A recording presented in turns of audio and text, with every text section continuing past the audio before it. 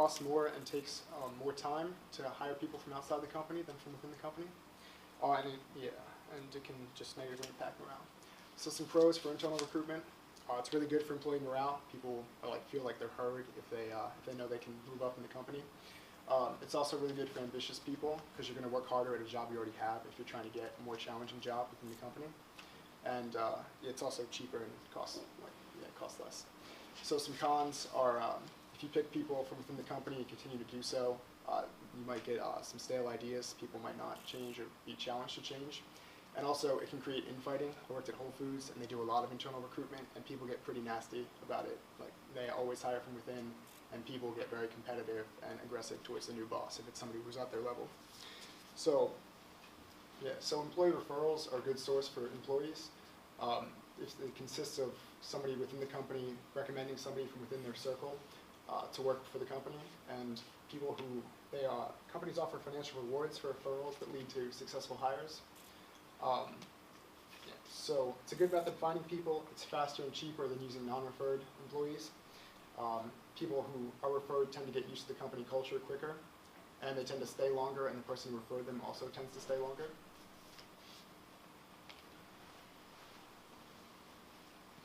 So when you're trying to determine if somebody's a good fit for a position, you want to look at their knowledge, skills, abilities, and other characteristics. So knowledge is just knowing information that's relevant to the job, and skills would be being proficient in tasks required for the job. So for human resources, you want to have a knowledge of OSHA and other protected classes, information like that, and be able to talk to other people because you're going to be talking to a lot of people. And then abilities is being able to use your skills and knowledge when the situation calls for it. And then other characteristics would just be things that aren't necessarily in the job description, but are just good attributes of a good worker, like being on time and being detail-oriented, things like that. I'll go over some more in a little bit. So this is an excerpt from onetonline.org. It's a website, if you don't already know about it, where you can look up different job titles, things like that. It'll tell you what knowledge, skills, abilities, things like that. It'll also tell you median salary, education requirements, what you're going to be doing on a daily basis, and what kind of technology you need to be able to use. So there's a lot of good information there that you can kind of try and tailor your resume to when you're applying for a specific job. So some good other characteristics. Dependability is a pretty big one. 80% of discharges are due to people not showing up or showing up late. So you want to make sure people know that you're dependable, either from references or the bullet points in your resume, things like that. You also want to be able to communicate well and be self-motivated. People don't want to spend their time trying to motivate you to do the job they hired you to do.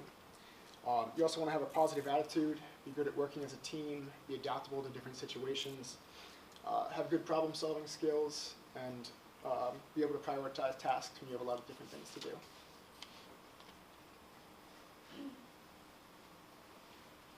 So here's some tips to get your resume through an ATS. So ATS systems, they deny about 75% of applicants. So you want to make sure you tailor it to the ATS if that's where it's going through.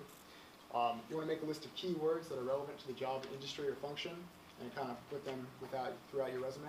You want to make sure you don't use those keywords more than 2 or 3 times because it's going to get repetitive. ATSs don't recognize tables, so you don't want to use a table because all that information is just going to be lost.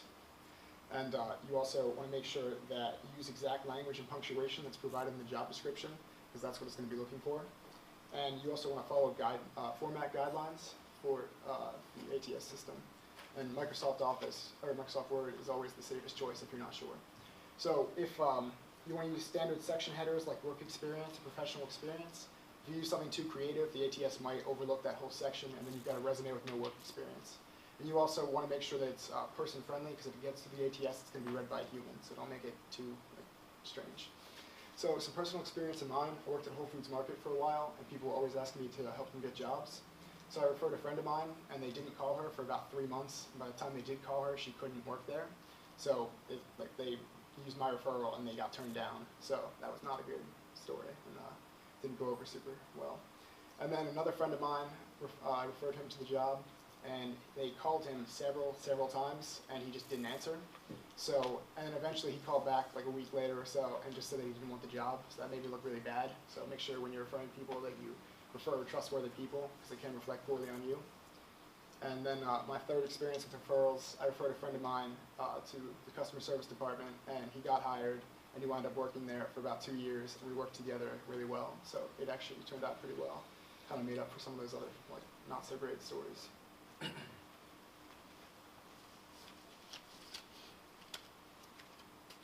So just to review, we went over some tips to get your resume through an applicant tracking system. We went over internal recruitment, external recruitment, referrals, and up next, Brandon Bowen's going to talk to you about interviewing. All right, thank you, Dan. As you said, my name is Brandon Bowen, and today I'm going to be talking to you guys about step 4 and 5 of the staffing guide, which is about the pre-interview and the interview process. And my goal today is to share with you both the importance of these two processes in building and maintaining a successful business. So first, we have to understand the importance of this process. So it's important to understand that people are the most valuable asset of a company. The people who you employ are the people who are out on the front line making you money. So investing in the process and investing in these people is what is going to end up being an investment in your business, which is always a good idea. So in order to have a capable business, you need to have capable and reliable people. I think that goes without saying. So properly identifying and hiring people, these types of people, is what's going to allow you to have continued success moving forward as a company. So how do we find these kinds of people? First, you have to identify a need. So does this position required already exist, or must it be created?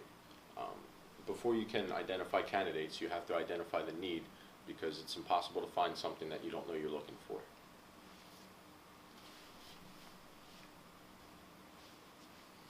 Now, if the position does not already exist, you have to put a job description together.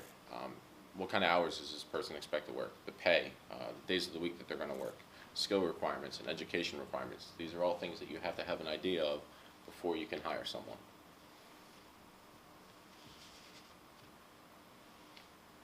Now, if the position does exist, check over the job description and ensure that it is still accurate.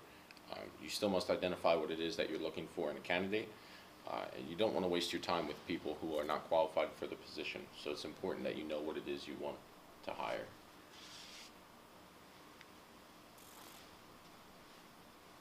Now, posting the job. There's numerous outlets that we can do this: social media, career fairs, company website, and the newspaper. The more places you get it out there, the better, but you also have to keep in mind that the more places you get it out there, the more resumes and applicants you're going to get, and so that's going to take time. Which brings me to my next point, which is going to be deadlines. So you want to set a reasonable deadline to stop accepting applications. This will give you time to sort through all of the paperwork that you're going to be receiving. And there's no problem with getting started right away. As soon as you post that job and you start getting the paperwork in, start going through it, and start setting up the phone interview, which is what I'm going to be touching on next. So the phone interview. You want to set these up as a way of first or second contact with the applicants that you like. You want to keep them timely, but you also don't want to cut anybody off. So the goal of a phone interview is for them to sell themselves to you. If they're in the middle of doing that, you obviously don't want to cut them off and end the conversation short just for time purposes. Now, if you decide that you're not going to bring them in for an interview after the phone interview, you want to make sure you let them know that. I've personally been left hung out to dry several times by a company. It's a bad look, so send them the rejection letter. It's much worse to not hear anything at all than to hear no. Next, I'm going to be touching on the interview. So this can be very difficult. I would recommend doing your homework. There's nothing worse than someone conducting an interview who doesn't know how to conduct an interview. Make sure you look over their resume before they come in. They spend a lot of time applying for this position, getting their resume together for you, so the least that you could do is at least look over it before the interview. So some things to look for. Did they show up on time? Are they dressed properly? The handshake, we've covered the importance of that in this class a couple times. And body language and eye contact. Are they, is their disposition good? Do they look attentive, and are they engaged in the conversation? So now, what are you going to ask them? Usually you'll see the first question that they'll ask you is, tell me a little bit about yourself. After that, they'll go into some introductory questions to try to calm the nerves and get the conversation going. And from there, they're going to ask you some open-ended questions and give you room to run. The goal of an interview is to not box them in with yes and no questions. So after the first interview, there's a couple different options. You can give them a job offer, you can choose to bring them in for a second interview, or you can simply tell them you're not hired. Now, there's absolutely nothing wrong with bringing them in for a second interview, but there's no problem with offering them the job either. If you feel like they fit your need, then give them the job. So I'm going to touch on some personal experience. I'm sure we've all felt like this at some point in our careers. So some tips now for the phone interview, as Dr. Casper has alluded to. Dress up for the phone interview. It really does help. Have your water handy and do your homework. Another thing, know your resume. This is a snapshot of who you are and the only information they have on you at the moment. So you have to know it inside, outside, forward, and backward. The questions they're going to ask you are going to come directly from that. And so it's important that you know everything that there is on there, and that is a faithful representation of who you are. Now this slide, be prepared. Failure to prepare is prepare to fail. If you're not ready to interview for this position, if you don't go through the things that you need to go through, there's somebody else that is, and they're going to get the job over you. So if you don't do this stuff, you're putting yourself behind the 8 ball, and that's not a good place to start. So in my personal experience, I've been asked a few weird questions. I've been asked to tell them about my best friend. I've been asked what the third baseman on my baseball team would think about me. So you need to have some cues that are and ideas in your head of how you're going to answer these questions. And some of them come out of left field, but you have to have some sort of an idea. And if you do these 3 things, plan, prepare, and perform, you're going to be okay. You're going to hopefully get the job. But the beautiful thing about it is, if you don't, you can take that experience, put it in your pocket, you move on to the next thing, and you nail the next interview, and hopefully you get that position. So I want to thank you guys for your attention. That's everything that I have for you guys. And next, Courtney is going to come up, and she's going to be talking about finalizing the hiring process. Thank you.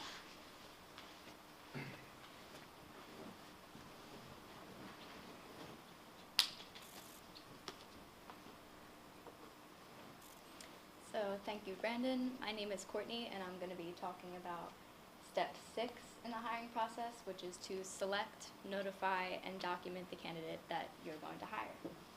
And this step and all of its components are what are basically going to finalize the hiring process. So the first thing that you or the hiring manager will do is to rank your top candidates.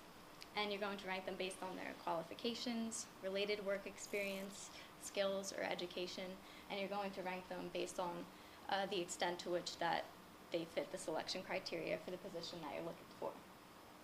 And this ranking is what's going to form the selection matrix. So the selection matrix is the official document that the company uses to document the process, and it is also going to be reviewed to ensure that all of the actions that you're taking, the decisions you're making, are compliant with the recruiting and hiring practices. So after you review your selection matrix, you're then going to establish a meeting with the appropriate leadership to consult prior to the final selection. And the 2 things that you want to keep in mind during this are that the best candidate for the position is chosen based on their qualifications, and that this chosen candidate is going to help carry out the organization's missions. So this is where you really want to assess the extent to which each candidate met your selection criteria. So after you completed your consulting, the hiring manager is then going to complete a recommendation for approval of candidate selection online. And this is just an online formality, again, to document the candidates that you think would be the best choice. So the purpose of a reference check is to obtain information about a candidate's behavior or work performance that you wouldn't get just by looking at the information that they've given you, such as their resume and other things. And this could be critical to your decision regardless of how qualified you think this candidate may be. And you want to conduct this reference check prior to making an offer. So for example, phone reference checks, you want to make sure that you prepare carefully, know everything about the applicant, review their resume, review their interview questions. And while you're reviewing this, you want to identify the areas that you either want verified or elaborated upon by the employer that you're going to be having this conversation with. So review the selection process. During this, you're going to want to review the duties and the responsibilities of the position to ensure that they were accurately reflected in the job description and in the interview process. You want to review your selection criteria, confirm your interview questions, and overall just review that every candidate was treated uniformly during the recruitment and selection. So before an offer can be extended, you have to make sure that you have all of the required approvals and signatures. And then at this point, the hiring manager will extend a verbal offer to the candidate